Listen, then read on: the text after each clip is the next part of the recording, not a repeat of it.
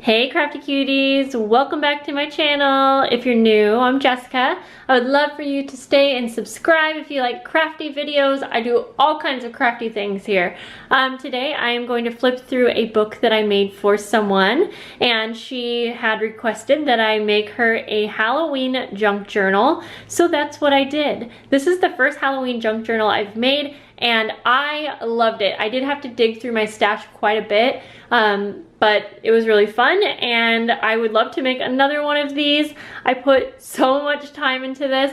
I tried to kind of keep track because I was just curious. Like, I spend little bits of my time or day working on it, and that's why these like type of tutorials are hard for me to film, because I probably spent, honestly, I'm a little embarrassed to say, probably like 10 hours on this book. But I do a lot of little detailed things, and maybe some things take me longer than other people. I don't really know, but I loved every minute of it. Now I am including a charm, and I'm going to have it hang off of the little clasp here. I don't have that on here yet, and I did want a few things to be a surprise in case she sees this video before she sees it. I did use an older book for the cover. I don't remember what book it was. I don't think it was vintage. It was just an older book that I got at a thrift shop, and I just gutted it, and I obviously included my own signatures. And then I did just a really simple stitch that you can see on the outside. On the binding area, I took a little bit of modeling paste and some stencils here just to have a little spiderweb effect going on. And it is super, like, not sparkly, it's just shiny with gold. I mean, you can see that. It almost looks like yellowish in the camera, but it's Heidi Swapp shine spray, or color shine, I mean. So then I just used some black ink and did the same spiderweb look on the outside. I used a Tim Holtz little, I don't know what you call this, little metal piece here, and then I also did an eyelet in the middle so that I could use this chain, also a Tim Holtz chain connector, I don't know what you call it, and then I also used Tim Holtz corner protectors here. I just love this book. So we're gonna open this up. These just open like so, and I feel like she has a lot more room. I have a hard time getting these off. Oh, there we go. They are easy, I just forget which way. So you squeeze it together and then pull it off, and you can see, like, I feel like even if the book's like open this much, there's a ton of room for her to fit things in here. And if anything, these would be really easy to make bigger if she needed. Like, she could, yeah, it's just connected on the back side here, and you can see there's just a bigger little ring so that it can't pull through. So I wanted to kind of keep it to the point where if she needed to change something, she could. But I might ask her, I can also cover this so that it's like a lot more permanent. I just wasn't sure. So anyways, I'm not gonna go through every single thing. I want some things to be a surprise, and also, yeah, you know. So in the front, I always put like a little tag or something like that. I usually put a library card, but I really like this. It was like a vintage bag, and you'll see them throughout the book. There are there are 6 signatures. Each signature has maybe like, I don't remember how many. Let's just go through it, guys. There's lots of little flips and tuck spots throughout. Almost every single page I did some stamping, or sorry, not stamping. I used a stencil and distress ink. So that was like something that took me a long time. I also did a lot of coffee dyeing papers in here. And this is actually the first time I've done coffee dyed papers. I asked her first if she liked vintage things, so I hope, because I'm like super new to the coffee dyeing. But lots of things with tuck spots, like I mentioned, and like little hidden areas where she can do lots of journaling or whatever she wants. This opens up, and there are like some journaling cards in there, embossed journaling cards. There are pockets with different little tags and things like that, envelopes.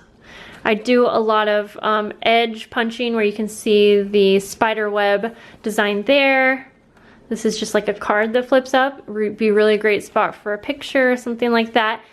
On the back of each signature, I made one of these envelopes. So you can fit a lot in these envelopes. I wouldn't overstuff them because, you know, they are paper. And I would say that goes the same for any type of pocket like this. I don't know. I just think that you don't want to overstuff paper. I don't care how reinforced you have something. Over time, it's going to wear down. Another like little tuck spot with a library card. I added all kinds of different papers. Vellum, you'll see, like I said, a bunch of these little bags. I love those so much. And I don't know, the coffee dyeing's new to me. I did a bunch of different techniques to get different like textures and things like that, and I like it. I just feel like I'm super nervous to give it to her because I don't know. Like I said, it's the first time I've done it. So I'm definitely going to continue doing coffee dyed papers for things like this garden journal that I keep mentioning that I'm working on. I'm super excited to coffee dye some graph paper, and I'm just excited to make more junk journals. You guys saw for a while I did quite a bit smashbooks, and I go through phases, obviously. This is some washi tape here, like that she can use. So yeah, I was doing smashbooks for a while, and now I'm just like in love with the junk journal style where it's actually like sewn into the book. Yeah, this is like a folder here. This is like just a little booklet that I made. It actually has some like a little belly band and a little tuck spot under there. It's the back of a bag. So yes, I love this. And while I do love using like just older books for the covers, I also really like making book covers out of like just from scratch, you know? So this was like a vintage page, and I don't remember what it was from. My friend Lindsay from Vendable Fancies gifted it to me. So some of the pages have, oh, this does not, this is like a pocket, you know, like a full page pocket. Lots of tuck spots. I don't know if people actually use tuck spots. I think about that a lot. Because for me, I wouldn't like tuck a photo in here and expect that it stays in here. So I don't know if people use a tuck spot and actually just glue something in. I always wonder. This has like a little mini file that I made in here. Again, so these tuck spots, you know, I'll put little pieces of ephemera and stuff in there when I'm making it for someone else, but I don't know. I just wonder if people really use tuck spots, because like if I'm decorating a page, I'm not gonna have like my photo just randomly in the corner on the tuck spot. I guess it's for other things too. I'm weird, I guess. So here's some of the coffee dyed graph paper, which is my favorite. I just like the look of it. It's crinkly. I love it. Black paper bag.